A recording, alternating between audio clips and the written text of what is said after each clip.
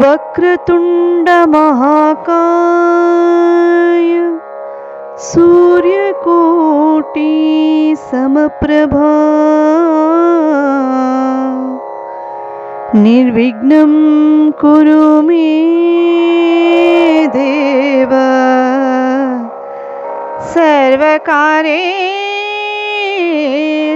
सर्वदा।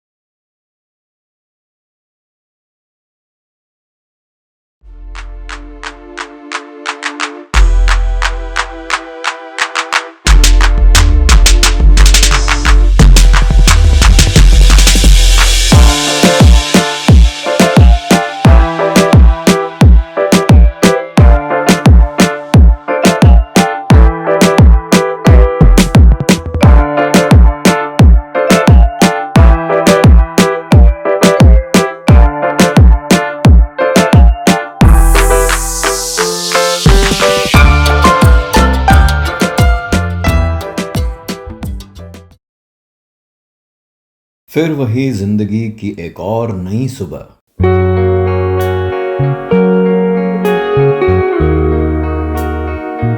फिर वही मंदिर, वही पूजा, वही प्रार्थनाएं, और मंदिर के बाहर भिखारियों का वही पुराना सिलसिला आज भी उसी तरह से कायम है। इस जिंदगी ने इतना तो बता दिया कि ऊपर वाले की बनाई इस धरती पर यकीनन खुद इंसान ने अपने कर्मों से स्वर्ग और नर्क बनाया है, और मेरा दावा है इसके अलावा ना तो कहीं स्वर्ग है और ना कहीं नर्क।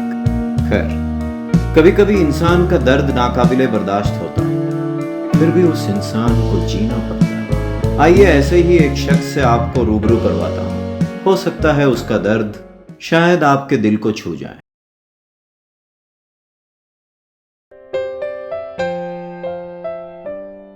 अरे पूनम, हाय। हाय। अरे यहाँ क्या कर रही है? अरे यार, 2 दिन बाद ना फिजिक्स का एग्जाम है और एक प्रॉब्लम सॉल्व नहीं हो रही, तो मैं वही सॉल्व करने के लिए बैठी हूँ यहाँ पे। ला मुझे दिखा।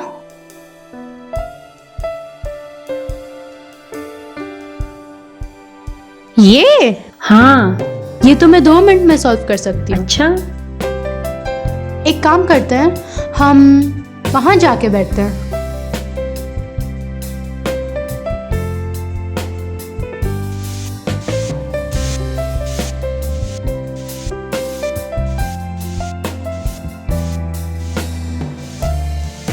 तो फर्स्ट ऑफ ऑल हम क्या करेंगे?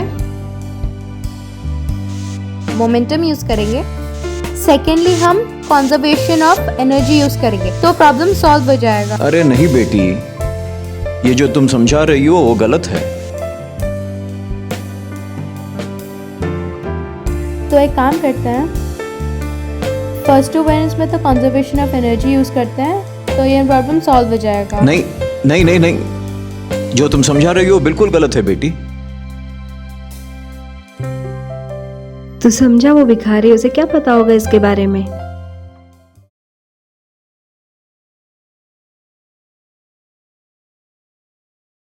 How dare you call me like that? And how does it matter if I were to be a beggar? When I was trying to solve one of your most difficult questions. A student should be hungry of knowledge, be it imparted by a teacher or someone else. You stupid lass.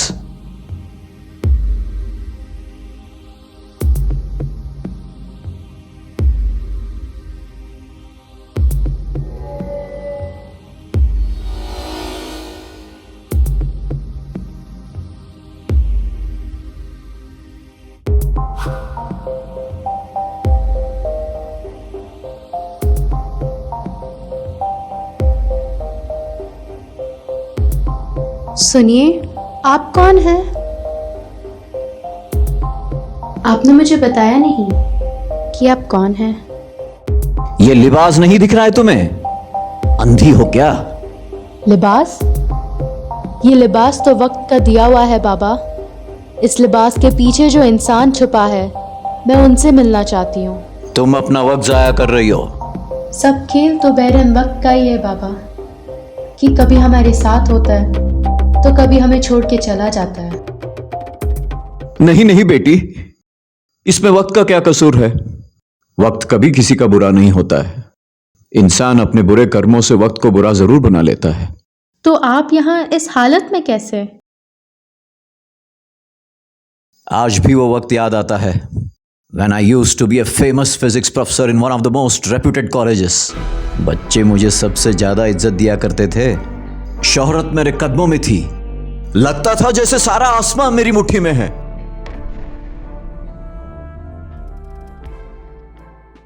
ये वो शोहरत की ऊंचाई थी जहां मुझे अपने आप पर गुरूर होने लगा, और मैं उसी गुरूर की बेखुदी में खुदा से दूर होता चला गया। बेटी, इस दुनिया में बहुत कम लोग होते हैं जो शोहरत की इस ऊंचाई में भी अपने आप को संभाले रखते हैं। वक्त ने करवट बदली। देखते ही देखते मैं कर्जे में डूबता गया। उसी कर्जे में मेरा घर चला गया। और आपकी फैमिली? एक दुर्घटना में मेरी पत्नी का देहांत हो गया, और मैं इस भरी दुनिया में अकेला रह गया। And what about your job? मुझ पे झूठा इल्जाम लगा के नौकरी से मुझे बेदखल कर दिया बेटी। I turned every stone but failed to get a job. थक हार कर मैं इसके चौखट तक आ पहुंचा। वक्त गुजरता गया। धीरे धीरे मुझे इसके दर से मोहब्बत हो गई और मैं यहीं रहने लगा। एक भिखारी समझकर लोगों ने मुझे भी भीख देना शुरू कर दिया। कभी रूखी सूखी तो कभी चंद सिक्के मेरी तरफ बढ़ा दिए जाते। भीख लेना मेरी मजबूरी बन गई। उनके दिए हुए भीख से मैं अपनी सांसें बचा पाया हूं, वरना मैं भी इस दुनिया से कब का रुखसत कर चुका होता। अपने गुरूर की बेखुदी में खुदा से आंख मिलाने की हिमाकत कर बैठा, और देखते ही देखते वक्त ने मुझे नीलाम कर दिया। अब मैं टूटी हुई मजार का एक बुझता हुआ दिया हूं बेटी। कौन आकर मुझे रोशन करेगा? अहंकार में डूब के जो गलती मैंने की है, मैं चाहता हूं ऐसी गलती कोई ना करे। वक्त उसी की सजा दे रहा है मुझे। हाँ, वक्त उसी की सजा दे रहा है मुझे। आज जो भी मेरे हालात हैं, बस यही मेरी जिंदगी है। चल ना मंदिर में दर्शन कर कर आते हैं। अब मुझे भगवान की दर्शन की जरूरत नहीं। अरे इसे क्या हुआ? अभी तो ठीक थी।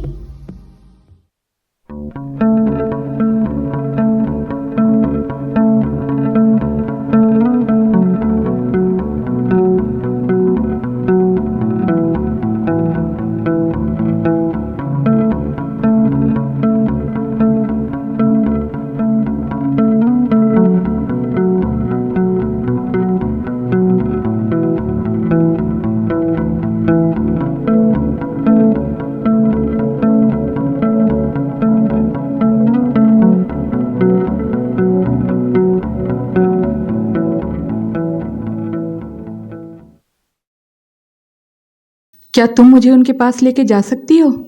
Of course ma'am.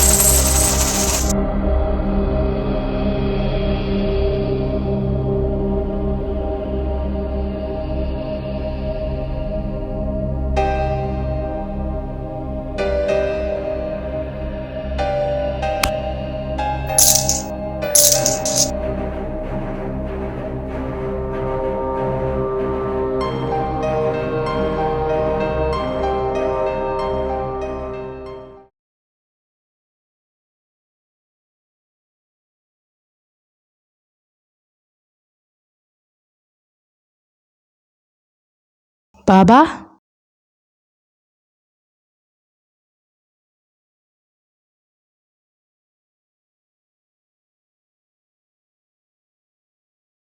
Anuj Tripathi ji. Ma'am, मैं जा सकती हूँ? हाँ, जाओ। कौन हो बेटी? मैंने तुम्हें पहचाना नहीं। मैं आपकी फेवरेट स्टूडेंट आरती शर्मा। कुछ याद आया आपको? वक्त के साथ साथ बहुत सी यादें धुंधली हो जाती है बेटी। अब अगर कुछ याद है तो ये मंदिर, ये भीख के लिए फैले हुए हाथ और लोगों की दी हुई भीख। अब इससे ज्यादा मैं कुछ याद रख भी नहीं पाता हूं बेटी। ऐसा मत बोलिए। मैं तो यहाँ आपको अपने साथ लेने आई हूँ। आप मेरे साथ मेरे घर चलें। मैं किसी पर बोझ नहीं बनना चाहता। जहां हूं ठीक हूं। बोझ? कैसा बोझ? गुरु तो अपने शिष्य के लिए उसके पिता से भी बढ़कर होता है।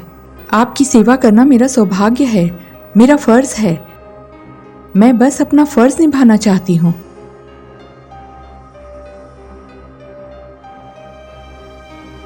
क्या सोच रहे हैं आप? आपको मेरे साथ चलना ही होगा। मैं यहाँ आपको इस हाल में छोड़कर नहीं जा सकती। अब इतना कह रही हो तो चलता हूं, मगर क्या? मेरी एक शर्त है बेटी। मुझे आपकी हर शर्त मंजूर है, आप कहें। जब भी मैं तुम्हें एक बोझ की तरह लगने लगूं, मुझे वापस इसी मंदिर के हवाले कर देना। अब इसकी नौबत कभी नहीं आएगी गुरुजी। बस अब आप मेरे साथ चलें, अभी और इसी वक्त।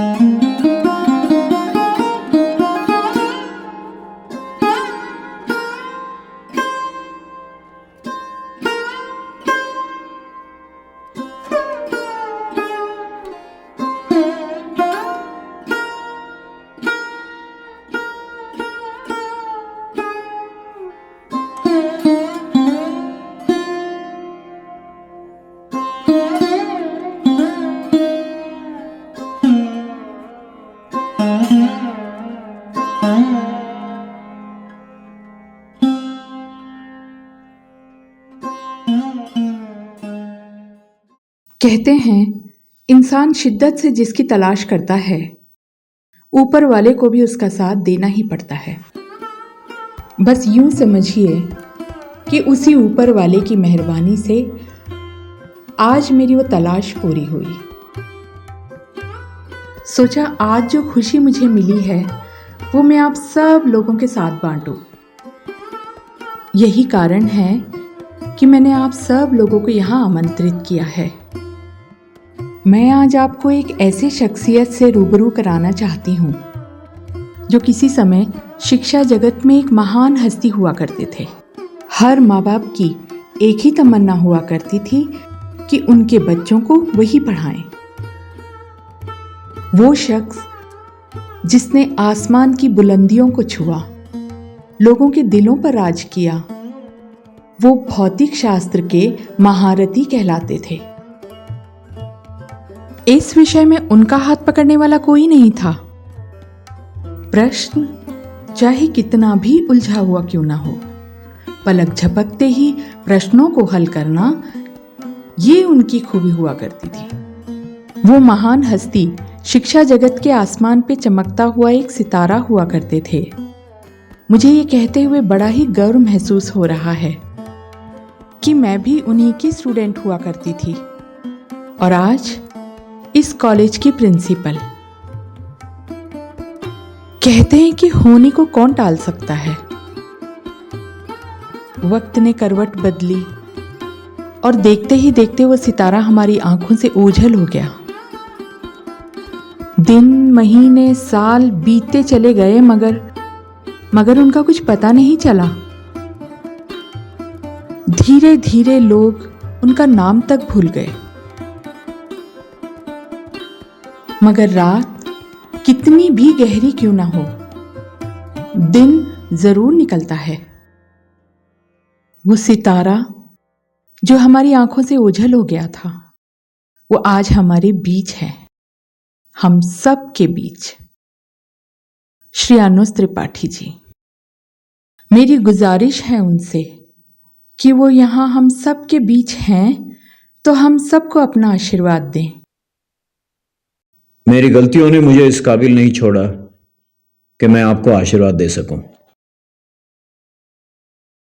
But I am extremely thankful to my beloved student Aarti for having picked me up from rags and allowing me to stand amongst the faculty members of this esteemed institution.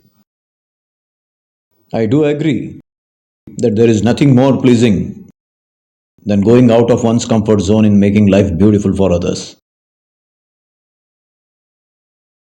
मगर एक दौर ऐसा भी गुजरा जब मैं आसमां में उड़ता था। जमीन का एहसास तक नहीं था मुझे। लोग मुझसे बेशुमार मोहब्बत करते थे, बेइंतहा चाहने लगे थे। हर इज्जत से नवाजा मुझे, हर शख्स मुझे अपने गले लगाना चाहता था।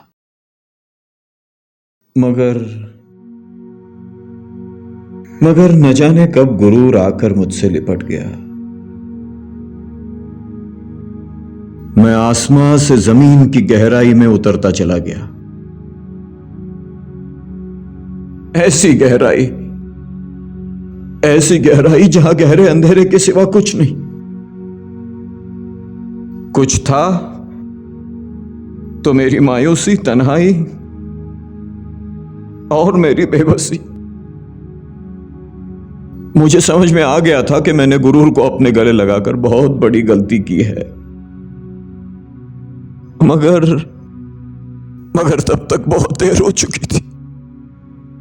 आपसे बस इतना ही कहना चाहूंगा कि आप बेशक आसमां की बुलंदियों को छुए, हर शख्स के दिलों में अपना मकाम बनाएं। मेरी इल्तिजा इतनी ही है कि आप किसी गुरूर को अपने से लिपटने न दें, कभी नहीं।